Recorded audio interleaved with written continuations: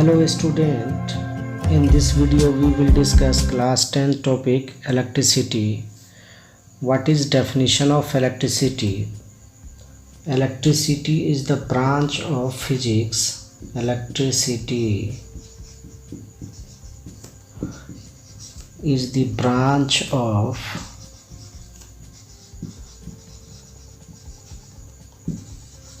physics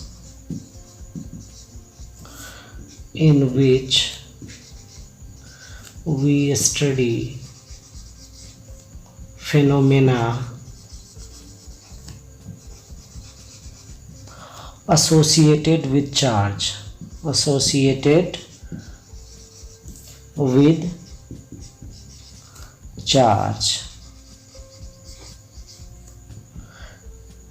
at rest or in motion. तो electricity है physics का वह ब्रांच जिसमें हम चार्ज के फिनोमेना को स्टडी करते हैं जब चार्ज रेस्ट में रहता है, जब चार्ज मोशन में रहता है। जब हम चार्ज को रेस्ट में स्टडी करते हैं तो उसको बोलते हैं इलेक्ट्रोस्टैटिक्स। जब उसको हम मोशन में करते हैं तो उसको बोलते हैं करंट इलेक्ट्रिसिटी। तो क्लास 10th में हम करंट इलेक्ट्रिसिटी को ही पढ़ेंगे। इलेक्ट्रोस्टैट का थोड़ा सा डिस्कस करेंगे, सिर्फ चार्ज का डिस्कशन। तो इसमें जो है द स्टडी, दूसरा पॉइंट में लिख लेते हैं the study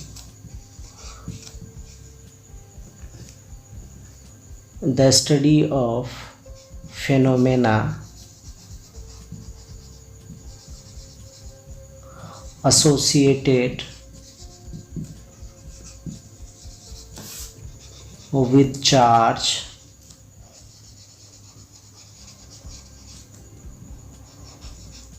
at rest is called electrostatic, while study of phenomena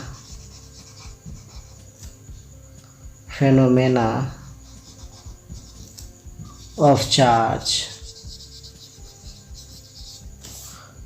in motion is called current electricity.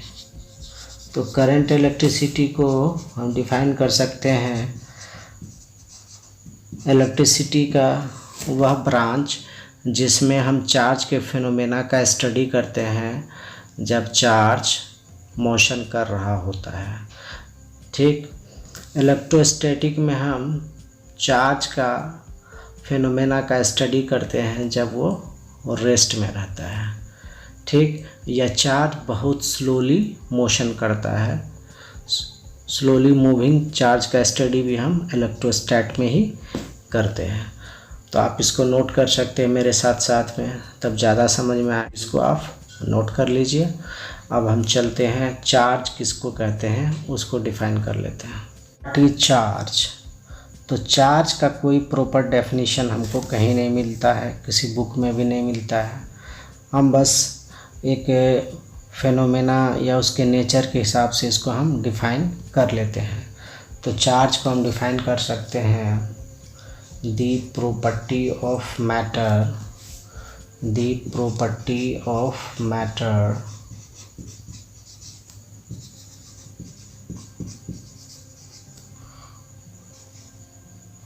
due to which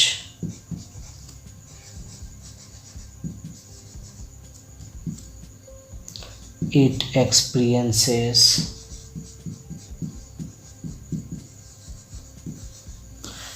experiences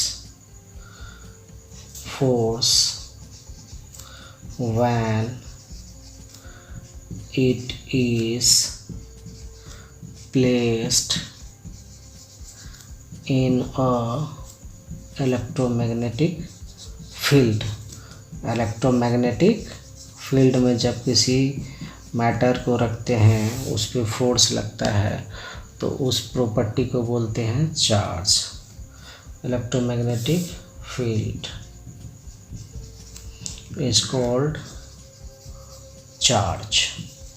ठीक है, तो किसी मैटर का वह प्रॉपर्टी जिसके कारण उस पे फोर्स लगेगा, जब उस मैटर को, उस ऑब्जेक्ट को हम इलेक्ट्रोमैग्नेटिक फील्ड में रखेंगे, तो उस प्रॉपर्टी को बोलेंगे charge.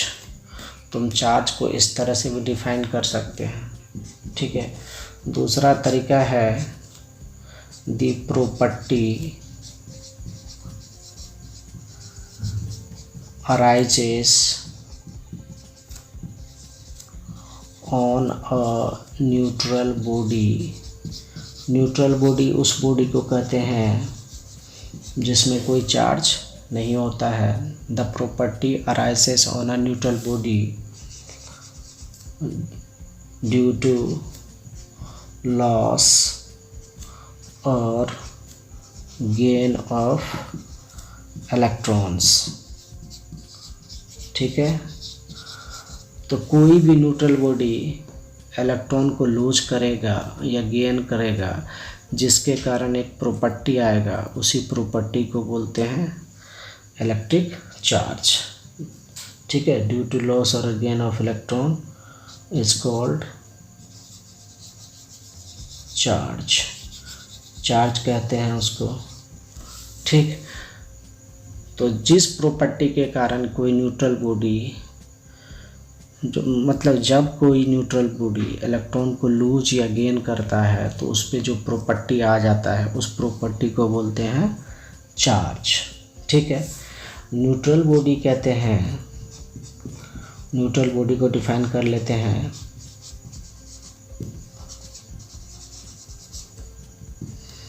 The body which has equal number of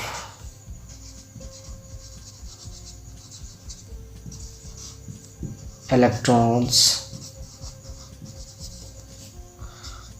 and protons। Protons की जगह पर हम पॉजिट्रॉन्स भी ले लेंगे। इलेक्ट्रॉन्स का संख्या अगर किसी ऑब्जेक्ट में इक्वल रहेगा, तो उसको बोलते हैं न्यूट्रल बॉडी। न्यूट्रल बॉडी में कोई चार्ज नहीं रहता है। Example of neutral body is normal atom is called neutral body. Normal atom is called neutral body. इसको न्यूट्रल बॉडी क्यों कहते हैं? क्योंकि इसमें equal number of electrons and protons रहता है। ठीक, the normal atom is called neutral body. ठीक है, इसलिए न्यूट्रल बॉडी रहता है, कहलाता है, क्योंकि इसमें equal number of electrons and protons रहता है। तो जितना भी एटम्स है नॉर्मल स्टेट में, तो उसको बोलेंगे न्यूट्रल बॉडी। जब वही एटम इलेक्ट्रॉन को लूज करता है, तो उस पर पॉजिटिव चार्ज आ जाता है, जिसको बोलते हैं कैटायंस। जब वही एटम्स इलेक्ट्रॉन को गेन करता है, तो उस पर आ जाता है नेगेटिव चार्ज, जिसको बोलते हैं अनायंस।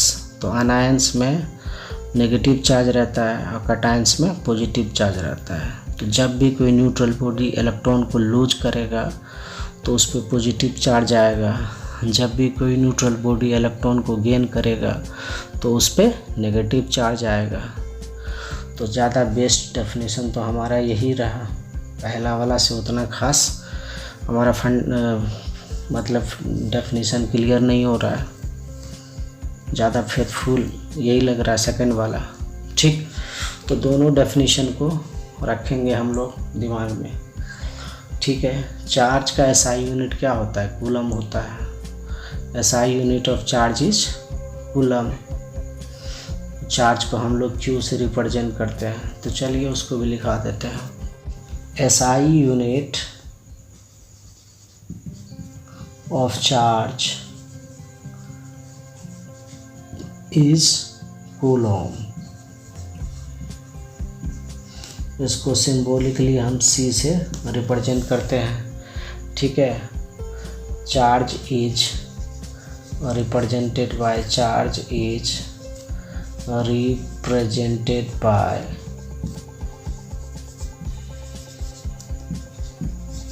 लेटर Q और कैपिटल Q। ये चार्ज का रिप्रेजेंटेशन हम Q से करते हैं, ठीक है। 1 coulomb equal to 10 to the power 1 coulomb equal to 10 to the power 3 micro coulomb होता है, ठीक है। 10 to the power 6 ये मिली कूलम है, मिली कूलम, और इसको बोलते हैं माइक्रो कूलम,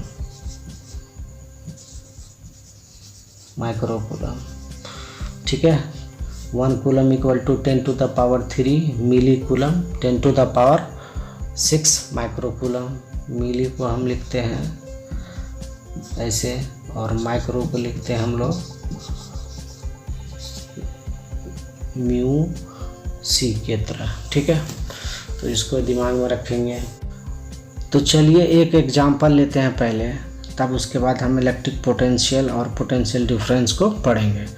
तो यहाँ पर कोई ऑब्जेक्ट है, इसमें पूछा है इस बॉडी पर कितना चार्ज है, what is charge of given body. तो इस बॉडी पर कितना चार्ज है, तो इसको हमको फाइंड आउट करना पड़ेगा। तो इसमें अगर हम गिनती करते हैं तो यहाँ पर 1 2 3 4 5 6 7 प्रोटॉन्स है या पॉजिट्रॉन्स है। पॉजिट्रॉन बोलते हैं इलेक्ट्रॉन के अपोजिट चार्ज वाले को पॉजिट्रॉन बोलते हैं, और उसका मास इलेक्ट्रॉन के मास के बराबर होता है। चार्ज इलेक्ट्रॉन के अपोजिट में बराबर मैग्नीट्यूड का होता है, ठीक है। Charge of electron 1.6 into 10 to the power -19 coulomb होता है। तो चार्ज ऑफ इलेक्ट्रॉन जो होता है उसको E से बोलते हैं, तो वो होता है 1.6 into 10 to the power -19 coulomb. Charge of proton जो होता है +1.6 into 10 to the power -19 coulomb. Charge of neutrons जो होता है उस पर कोई चार्ज नहीं होता है, ठीक है, तो वो उसको 0 बोलते हैं। मास ऑफ इलेक्ट्रॉन की बात कर लें तो वो होता है 9.1 into 10 to the power -34 coulomb. Mass of proton बात कर लें तो वो होता है 1.67 into 10 to the power -27 kg। इसको भी नोट कर लीजिए फाउंडेशन के पॉइंट ऑफ व्यू से। तो ये इतना हो गया, तो ठीक है। ये बॉडी पे चार्ज कितना होगा, तो यहाँ पर इलेक्ट्रॉन का एक्सेस है या शॉर्टेज है, तो यहाँ पर इलेक्ट्रॉन का शॉर्टेज है। दैट मीन यहाँ पर ज़्यादा पॉजिटिव चार्ज है, तो इस ऑब्जेक्ट का नेट चार्ज जो होगा वो पॉजिटिव चार्ज होगा, लेकिन वो होगा कितना, तो चार्ज को हम रिप्रेजेंट करते हैं Q से, ठीक है। तो यहाँ पर इलेक्ट्रॉन का संख्या को देख लेते हैं तो 3 है। पॉजिट्रॉन का संख्या को देख लेते हैं तो वो कितना है 1 2 3 4 5 6 7, तो +7e, और इलेक्ट्रॉन कितना है -3e। तो टोटल चार्ज जो हो गया वो हो गया +4e, और e क्या होगा, पॉजिट्रॉन का चार्ज होगा, प्रोटॉन के चार्ज के बराबर होगा। तो 4 into 1.6 into 10 to the power -19 coulomb. तो इसको इंटू करेंगे तो 6.4 into 10 to the power -19 coulomb. तो इसका चार्ज जो आया हमको प्लस इतना आ गया। तो इस पे जो रहने वाला टोटल चार्ज है वो पॉजिटिव है और इतना है, ठीक है। किसी ऑब्जेक्ट पे चार्ज 0 कब हो जाता है, जब equal number of positrons and equal numbers of electrons रहता है। Equal number of electrons and positron रहता तो उस पर टोटल चार्ज जीरो रहता। अगर इलेक्ट्रॉन ज़्यादा रहता तो यहाँ पर नेगेटिव रहता। जैसे यहाँ पर कोई ऑब्जेक्ट है, यहाँ पर है plus plus plus minus minus minus minus, एक माइनस और है, तो इस पे जो चार्ज है उसको लिखेंगे हम लोग Q equal two plus 3e और 1 2 3 4 5 और माइनस 5e, तो इसको लिखेंगे माइनस 2e, तो minus 2 into 1.6 into 10 to the power minus 19 coulomb, that can be further written as 3.2 into 10 to the power minus 19 coulomb.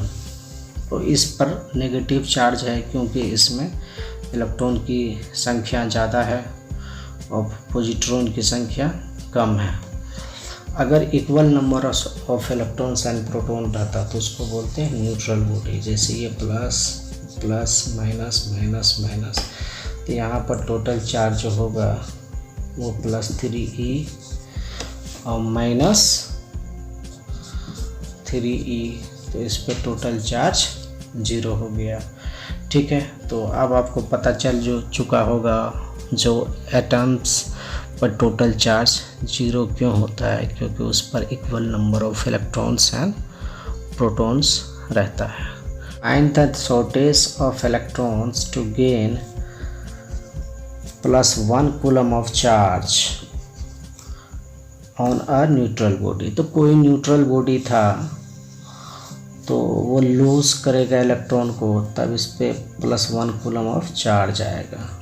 तो कितना इलेक्ट्रॉन को लूज करेगा जो इस पे 1 कूलम ऑफ चार्ज होगा। तो मान लिया n इलेक्ट्रॉन लूज कर रहा है, तो n into charge of 1 electron करेंगे तो टोटल चार्ज ne लूज किया।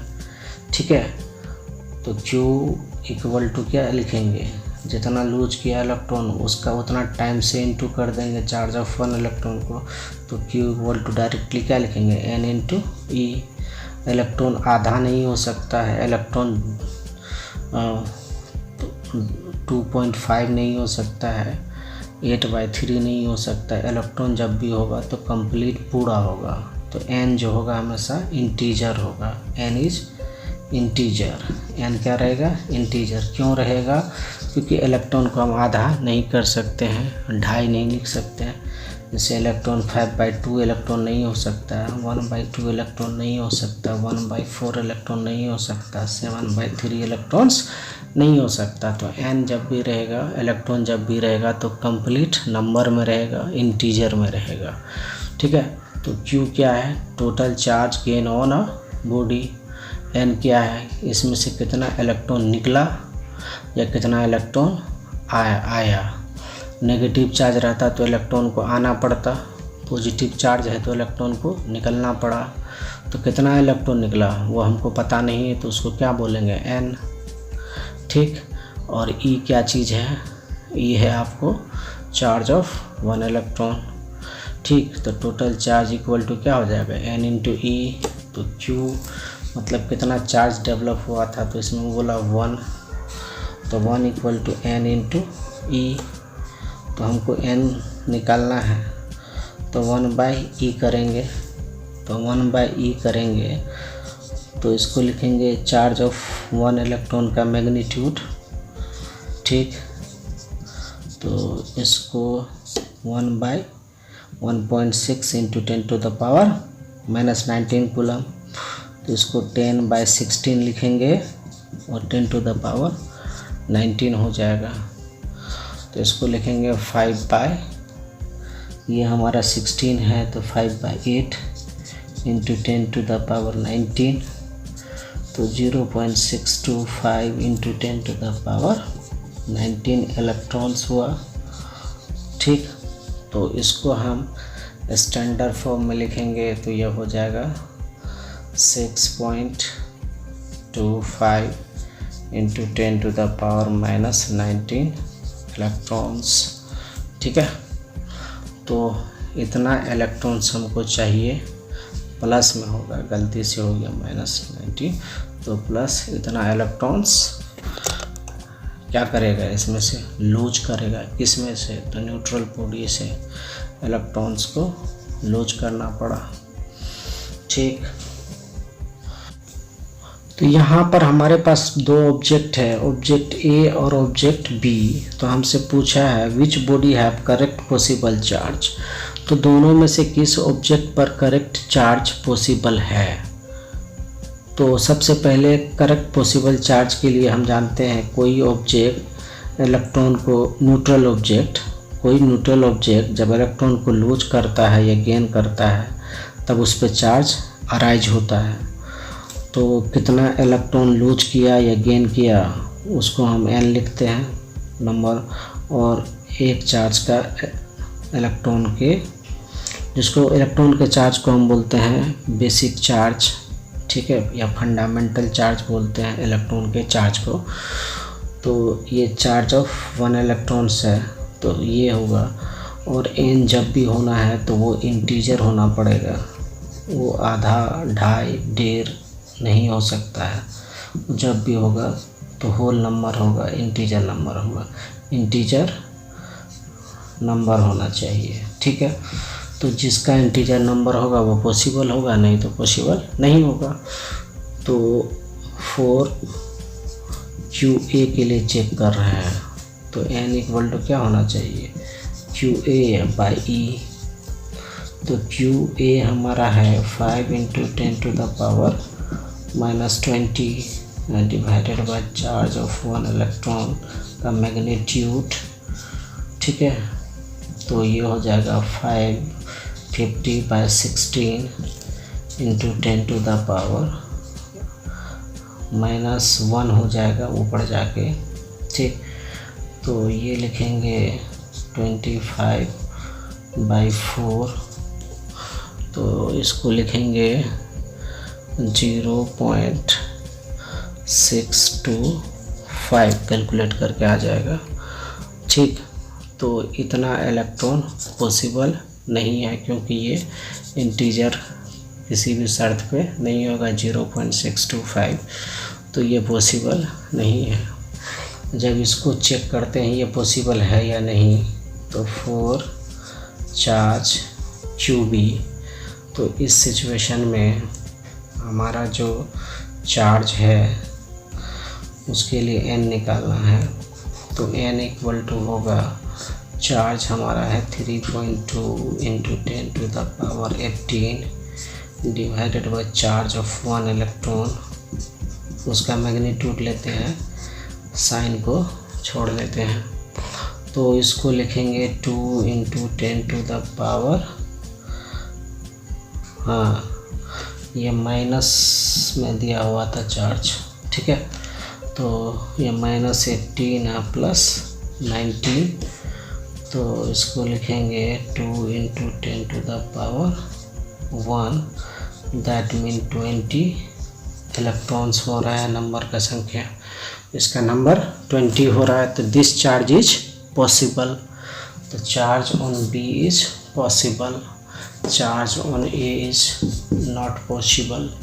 ठीक है, तो चार्ज के बारे में इतना ही है, कुछ क्वेश्चन लगाना पड़ेगा सेपरेटली वीडियो में, तब और क्लियर होगा। तो चलिए अब पढ़ते हैं इलेक्ट्रिक पोटेंशियल को, देखते हैं क्या होता है। तो सबसे पहले हम इलेक्ट्रिक पोटेंशियल को डिफाइन करते हैं। तो इलेक्ट्रिक पोटेंशियल होता है the work done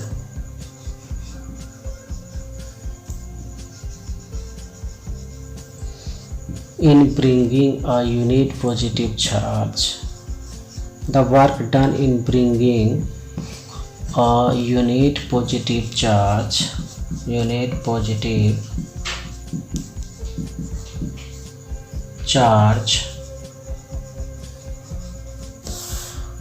from infinity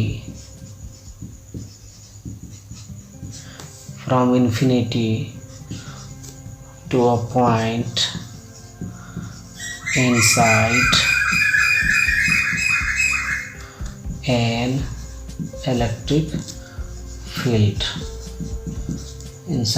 electric field, is called electric potential.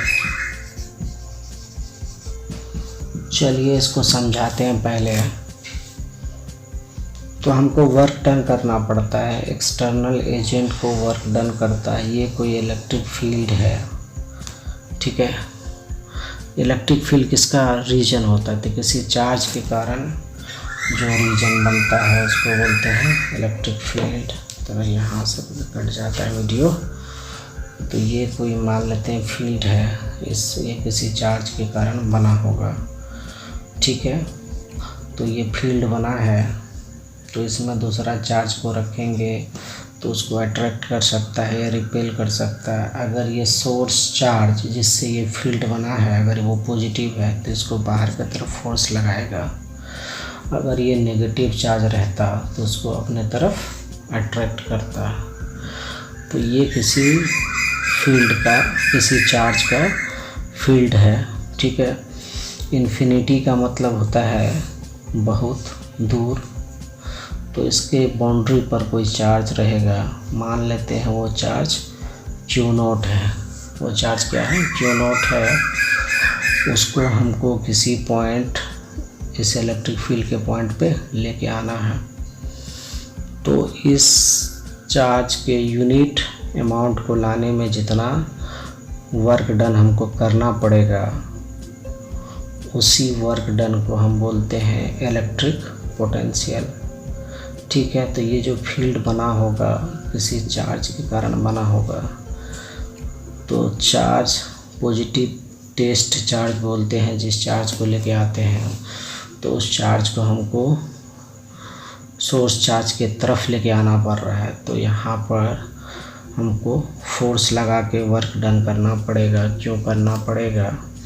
क्योंकि प्लस चार्ज है और ये प्लस चार्ज को इधर हम लेके आ रहे हैं, ठीक है। तो रिपल्सन होगा, इसके लिए हमको वर्क डन करना पड़ेगा। तो हम इस चार्ज को बिना एक्सेलरेशन के लेके आएंगे, मतलब जितना इलेक्ट्रिक फील्ड इस पे फोर्स लगाएगा, हम जानते हैं सेम चार्ज के बीच में फोर्सेस लगता है, अपोजिट चार्ज में अट्रैक्शन लगता है। तो फोर्स हमको उतना ही लगाना है जितना फील्ड लगाता है। तो जो आदमी काम करता है उसको बोलते हैं एक्सटर्नल एजेंट, जो वर्क डन करता है, ठीक है। तो किसके अगेंस्ट में काम कर रहे हैं? तो फील्ड के कारण। तो फील्ड फोर्स इस पे इधर लगाता है, ये फील्ड के कारण हुआ, इलेक्ट्रिक फील्ड के कारण।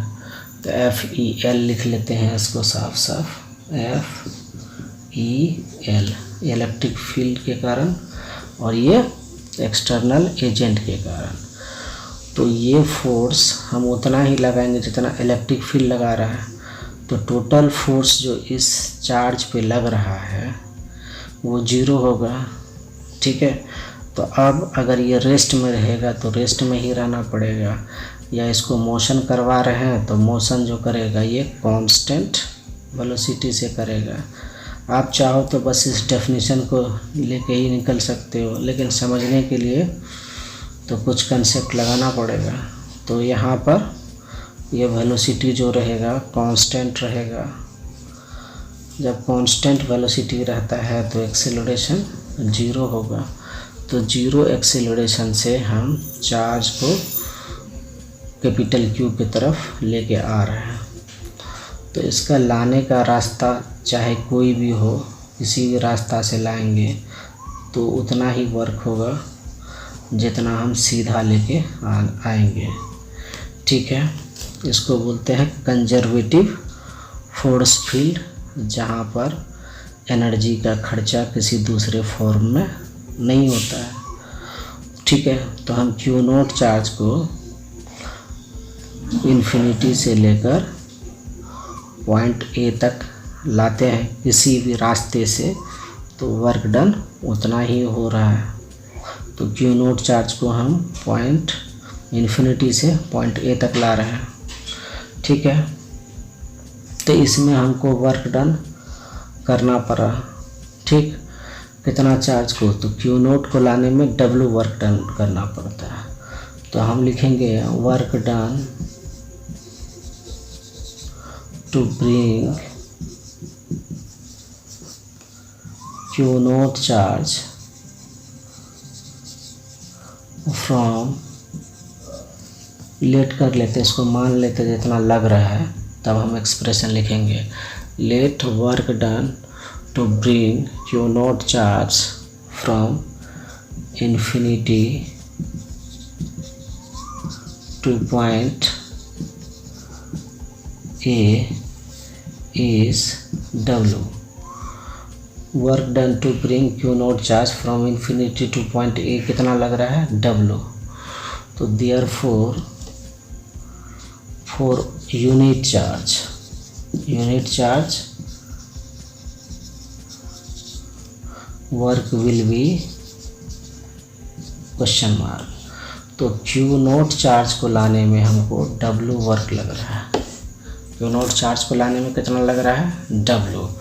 तो 1 यूनिट चार्ज को लाने में कितना लगेगा, W बाई Q naught। तो यूनिट चार्ज को लाने में, यूनिट पॉजिटिव चार्ज को लाने में हमको कितना वर्क डन लगा, W बाई Q।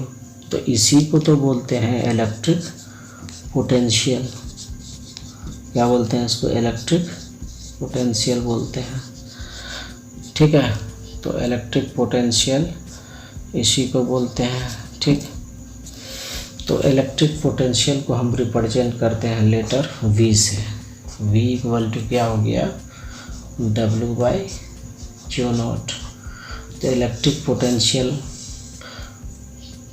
उस वर्क डन को कहते हैं जब हम यूनिट पॉजिटिव चार्ज को इन्फिनिटी से किसी पॉइंट पे लाते हैं जो पॉइंट इलेक्ट्रिक फील्ड के अंदर में होता है, तो उस वर्क डन को बोलते हैं इलेक्ट्रिक पोटेंशियल।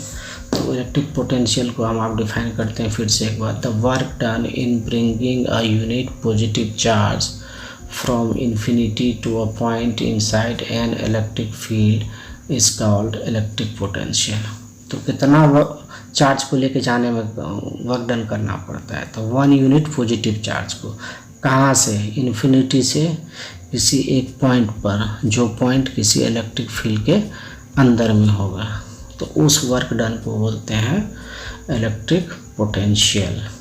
ठीक, अब इसको नोट कर लीजिए बोर्ड के पॉइंट ऑफ व्यू से। ये तो समझने वाला कंसेप्ट है, क्यों वर्क डन करना पड़ता है, क्योंकि इलेक्ट्रिक फील्ड किसी सोर्स चार्ज का फील्ड होगा, उसमें हम किसी दूसरा चार्ज को लेके जाएंगे तो उसके बीच में रिपल्सन होगा। ठीक है, तो उस रिपल्सन का कितना पोटेंशियल है किसी पॉइंट पे, उसको निकालने के लिए डेफिनेशन के फॉर्म में लिख दिया हमने। तो किसी भी रास्ते से लेके आते हैं तो सेम वर्क डन लगता है, चाहे इस रास्ते से जाए चाहे इस रास्ते से जाए, सब में वर्क लगता है। तो W work Q naught charge को लाने में लगा, तो 1 यूनिट चार्ज को लाने में हमको W बाई Q naught लगा। तो इसी को तो बोलते हैं इलेक्ट्रिक पोटेंशियल। यूनिट चार्ज को लाने में जितना वर्क डन हुआ उसको बोलते हैं इलेक्ट्रिक पोटेंशियल। इसका यूनिट हो गया SI यूनिट हो गया, वर्क का हो गया जूल, और Q naught चार्ज है तो चार्ज का हो गया कूलम, इसी को बोलते हैं वोल्ट। ठीक है, तो यही है इलेक्ट्रिक पोटेंशियल, इसका यूनिट वोल्ट है। आप इसको नोट डाउन कर लीजिए, मेरे साथ साथ लिखते चलिए, तब आपको समझ में आएगा। ठीक है, तो इलेक्ट्रिक पोटेंशियल डिफरेंस को हम डिफाइन कर लेते हैं पहले। इलेक्ट्रिक पोटेंशियल डिफरेंस तो ये होता है the work done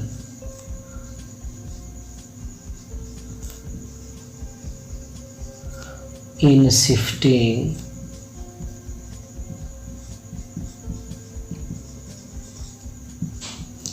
unit positive charge, the work done in shifting a unit positive charge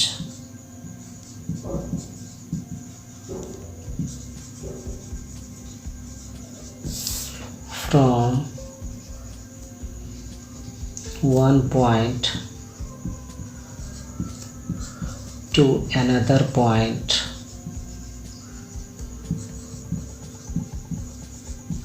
inside an electric field, inside an electric field is called electric potential difference, electric potential difference। तो electric potential difference होता है the work done to bring a unit positive charge from one point to another point inside an electric field. Shift करने में जितना work done लगता है उसको बोलते हैं इलेक्ट्रिक पोटेंशियल डिफरेंस। तो हमारा कोई पॉइंट ए है, पॉइंट ए और दूसरा पॉइंट है पॉइंट बी। तो पॉइंट ए से पॉइंट बी की तरफ लाने में हमको वर्क डन करना पड़ेगा। सोर्स चार्ज मान लेते हैं इधर रहता, ठीक है, तो यहाँ पर ज़्यादा फोर्स लगेगा कि यहाँ पे लगेगा।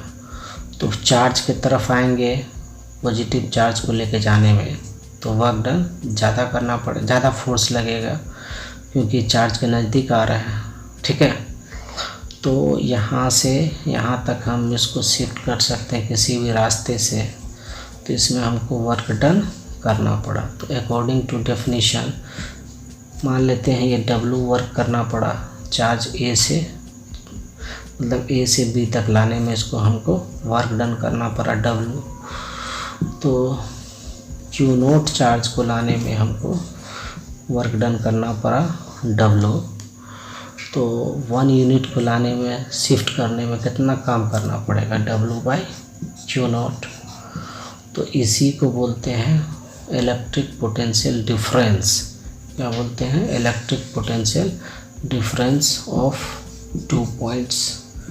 जिस पॉइंट में हम शिफ्ट किए, जिस दो पॉइंट के बीच में शिफ्टिंग हुआ उसका पोटेंशियल डिफरेंस कहते हैं।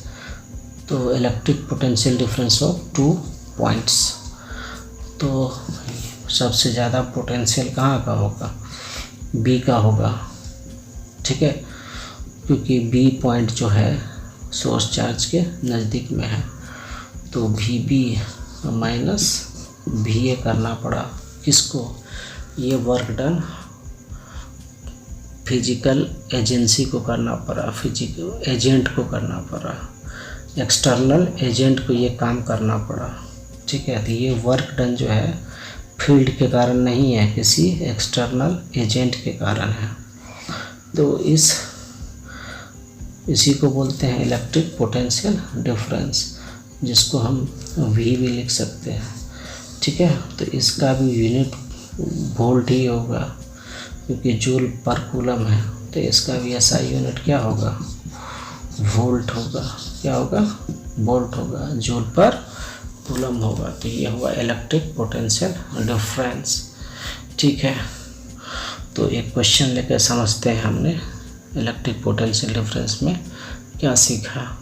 तो यहाँ पर हमसे एक क्वेश्चन पूछ रहा है, what is work done to shift 2 coulomb of charge from point 818 volt to point 128 volt.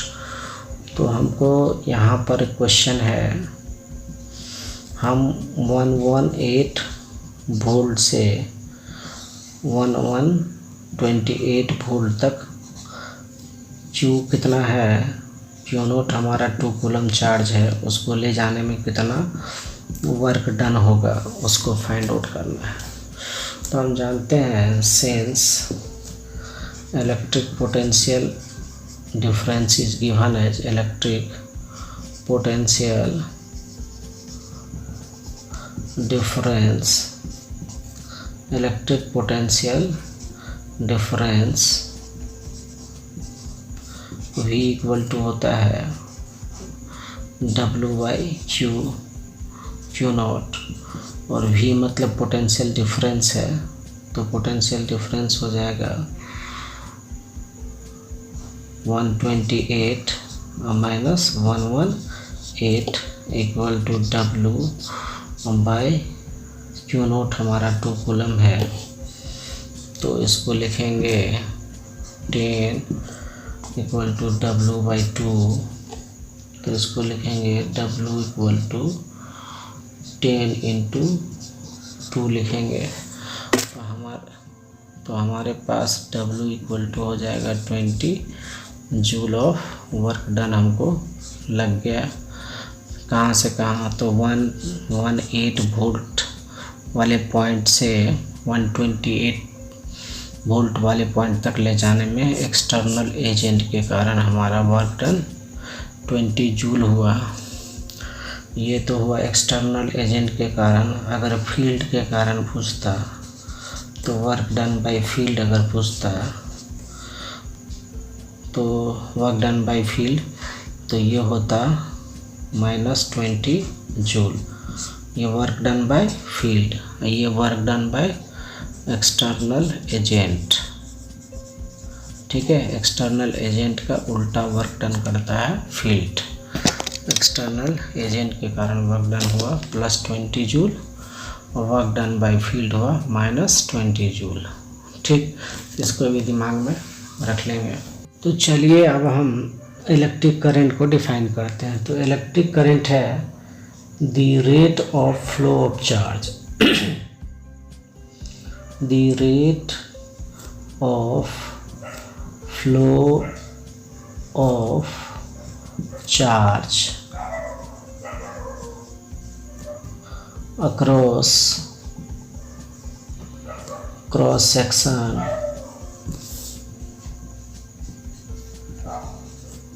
of a conductor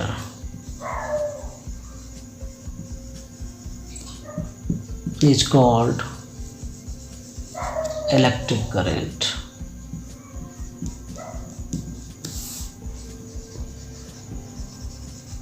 ठीक है, तो ये मान लेते हैं कोई कंडक्टर है। मोस्ट ऑफ कंडक्टर जो होता है वो सिलेंड्रिकल होता है। ये इसका क्रॉस सेक्शन होता है, क्रॉस सेक्शन सर्कुलर होगा सिलेंडर का। तो इसके थ्रू पर सेकंड कितना चार्ज फ्लो हो रहा है उसी को बोलते हैं। मान ले Q चार्ज फ्लो हुआ T टाइम में, तो इस क्रॉस सेक्शन के थ्रू कितना चार्ज फ्लो हो रहा है इस क्रॉस सेक्शन के थ्रू। ठीक है, T टाइम में Q चार्ज हमारा फ्लो हुआ है, मान लिया, एज्यूम कर लिया। तो इस कंडक्टर में करंट कितना फ्लो हो रहा है तो उसको लिखेंगे इसी हिसाब से। तो T टाइम में हमारा Q चार्ज फ्लो हो गया, तो 1 यूनिट टाइम में कितना चार्ज फ्लो होगा, तो Q/T। इसी को बोलते हैं rate of flow of charge. Rate of flow of charge कहाँ से, तो किसी क्रॉस सेक्शन ऑफ कंडक्टर से फ्लो ऑफ चार्ज, तो इसको बोलते हैं इलेक्ट्रिक करंट। तो इलेक्ट्रिक करंट हो गया Q/T। तो यहाँ पर Q हमारा है चार्ज, चार्ज को रिप्रेजेंट करते हैं Q से। T हमारा टाइम है। ठीक है, तो इसका SI यूनिट जो हो जाएगा चार्ज का कूलम और टाइम का सेकेंड, तो इसी को बोलते हैं एम्पेयर। ठीक है, तो ampere is the unit of electric current. 1 milli ampere को लिखते हैं 10⁻³ एम्पियर। 1 माइक्रो एम्पियर को बोलते हैं 10⁻⁻6 एम्पियर। तो इसको भी दिमाग में रख लेंगे। अब चलते हैं एक एग्जांपल लेते हैं इलेक्ट्रिक करंट पे। तो हमारे पास एक क्वेश्चन है। क्वेश्चन कह रहा है 0.25 ampere of current passing through a conductor for 4 second. ठीक है, find amount of charge passing through the conductor, number of electron passing through the conductor. तो हमसे ये 2 चीज़ पूछा गया। तो हम जानते हैं इलेक्ट्रिक करंट, अभी लास्ट वाले स्लाइड में पढ़े हैं, I = Q/T होता है। ठीक है, तो Q can be written as I × T होगा। ठीक, आई हमारा इलेक्ट्रिक करंट है 0.25 एम्पियर, और टाइम हमको दे रखा है 4 सेकेंड का, तो इसको इंटू करेंगे तो 1 एम्पियर 1 कूलम ऑफ चार्ज पास कर गया। ठीक है, और हम जानते हैं ये पहला पार्ट हुआ, नंबर ऑफ इलेक्ट्रॉन्स को हम निकाल सकते हैं Q = NE से। ठीक है, कितना इलेक्ट्रॉन भागा उसका संख्या n है, और एक इलेक्ट्रॉन कितना चार्ज को लेके जाएगा, तो वो चार्ज ऑफ 1 इलेक्ट्रॉन होगा जो 1.6 × 10⁻⁻19 कूलम होगा। तो वो संख्या हमको निकल जाएगा n = Q/E। तो Q कितना है, Q हमारे पास है 1 और E हमारे पास 1.6 × 10⁻⁻19 कूलम है। तो इसको लिखेंगे n =